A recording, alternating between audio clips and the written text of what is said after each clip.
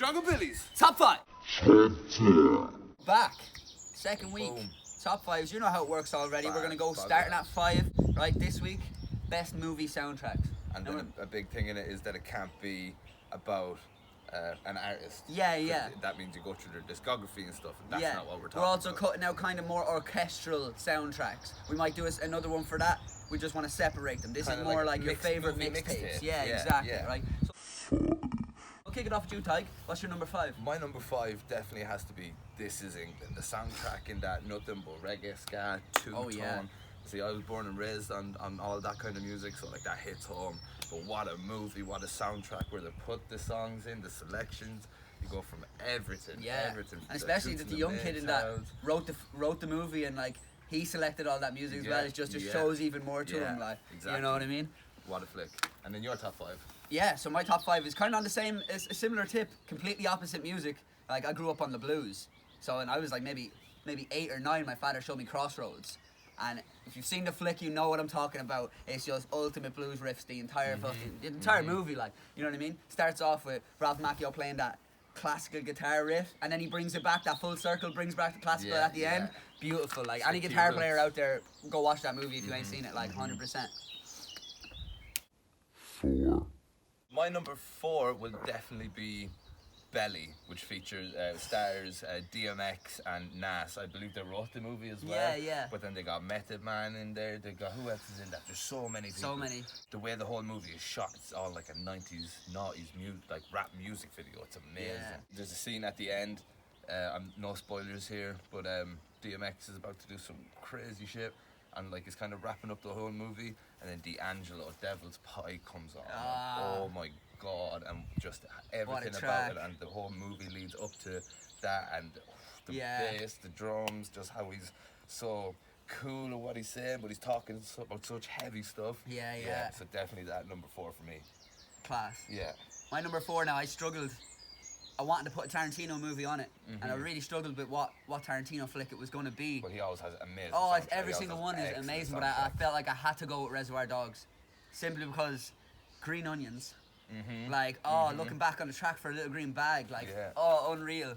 And then to dance around to Stuck in the Middle and cut your man's ear off. Like, absolute fantastic, like, to match a scene with a tune. But the separation from such the- a happy yeah, song the complete opposite. to such a dark thing, but your man's having such a good time with it. It makes you just think that Michael Madsen in that scene is like even more insane than he is. You know what I mean?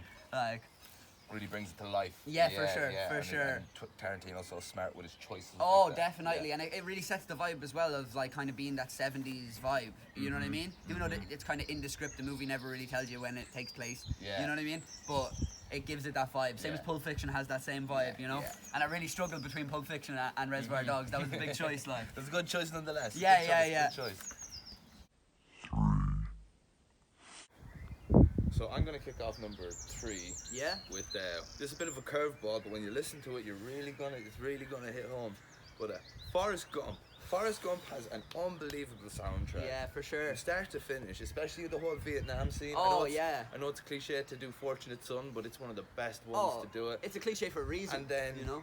just the whole time he's doing the whole Vietnam thing, it is non-stop The Doors. Oh, and yeah. You know I love The Doors. Oh, yeah, for sure. But the tunes are selected, fair enough, a lot of them are the big ones, but they've done it so right. It's the eras they cover Yeah, too, like yeah. it's some great eras for music they cover, like. Just the whole soundtrack, in and out, just banger after banger after banger. Yeah.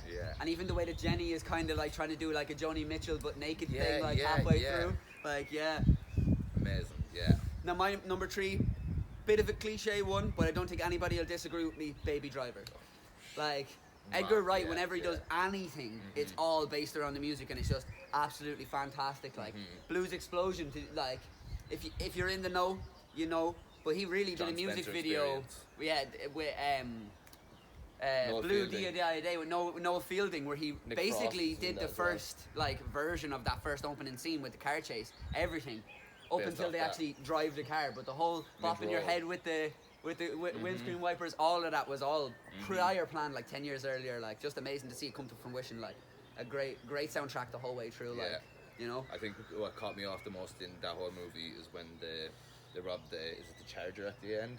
Yeah. The red one. and MC, a young MC, Know How coming on. Oh my god. Yeah, but then to do Queen as well, and like especially lighting. But Killer Queen. Yeah. Killer Queen. Like, They didn't go for. No, they didn't go for any of the mad numbers. No. They went for the hardcore Queen, like, and like even lighting. Like, I know we're talking about music, but even to bait. If you watch the main antagonist, your man that like the missus died goes after baby at the end. He's always baked in red light. So like the entire flick, he's trying to tell you this is your bad man. This is your bad man the entire time. You know what I mean? Like, great to see Bats in that movie. Fucking great. Whole flick, fantastic. Boom. Kick off number 2. If you know me at all, I grew up blues, as I was saying, but also massively on soul. My father is a huge Motown man, huge soul man, and the next one I got to do is Commitments. All right, anybody, if you're from Dub, you know this movie 110%. But like, It's Ride Sally Ride, not Ride Sally Ride. Every tune in it amazing. I have to shout out On the Dark Side of the Street. It's a slower number ballad at the end of the tune, but Rob Strong, absolute killer. He was only 17 when he went to that movie. His dad was the music producer. So the guy that plays Rabbit, the manager of the band, he was supposed to be the singer. Right. And yeah. But then he didn't show up for one of the rehearsals. And Rob Strong's dad was just like, Rob, go up there, do a bit with them, will you?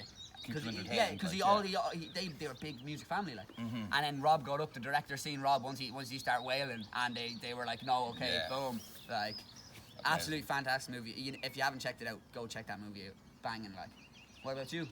My number 2 would be mid-90s, because they caught such a good glimpse of the right part of the 90s. A lot of stupid shit, a lot of crazy stuff went on. But like they do Wave Manipulation Wave by the Pixies.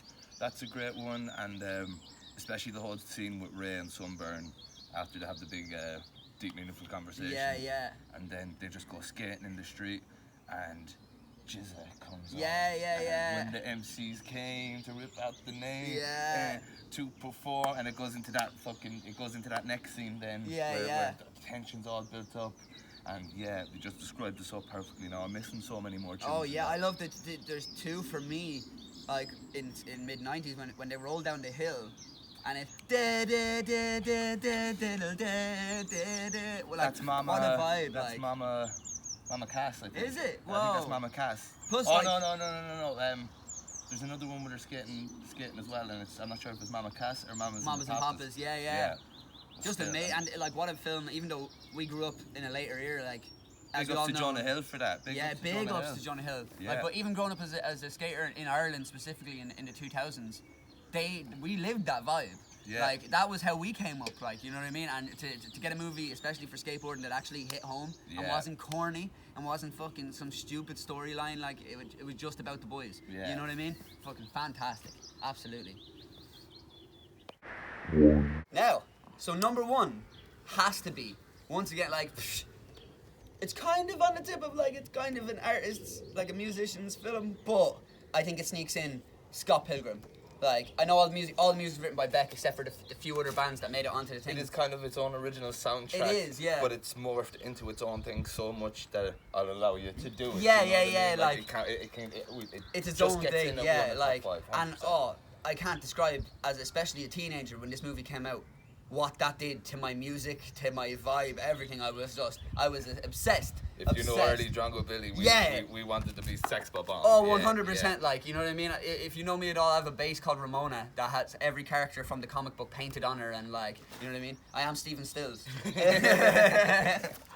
But Ty, what's your number 1? My number 1 would have to be, I'm going back into skateboarding movies again, because it's me, you know. Lords of Dogtown. Starts off Jimi Hendrix, Tony Alva bombing down that hill. Taking a massive slam, getting road rash to bits. Yeah.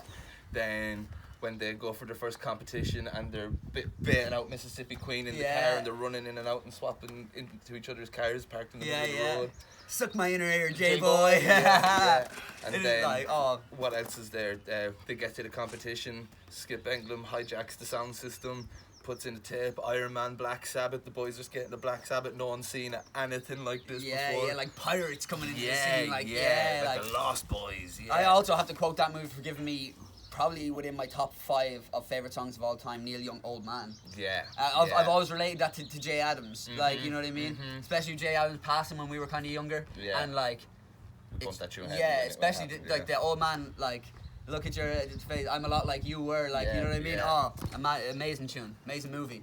And I'm not even a big Rod Stewart fan, but Wake Up Maggie, Yeah. when they're skating down another hill again. No, Skip at the end when he's standing He's standing the boards after everything's cooled down, the boys went their way, he's just back to standing boards like he was in the beginning. Like, yeah, that scene just reminds me of working in the coffin factory. The coffin factory, yeah, sanding coffins all day. Yeah, that's the only thing that get me through. I was like, I'm Skip England and I'm sanding surfboard. Yeah. Well, that's been our top 5. Once again, whatever your top 5 is, leave it in the comments. Let us know. Let us know. Yeah. We love to see it. We anything read all better? of them, like. Yeah. You know what I'm saying? We'll be back next week. Once again, maybe we'll tell you what it is. Maybe we won't.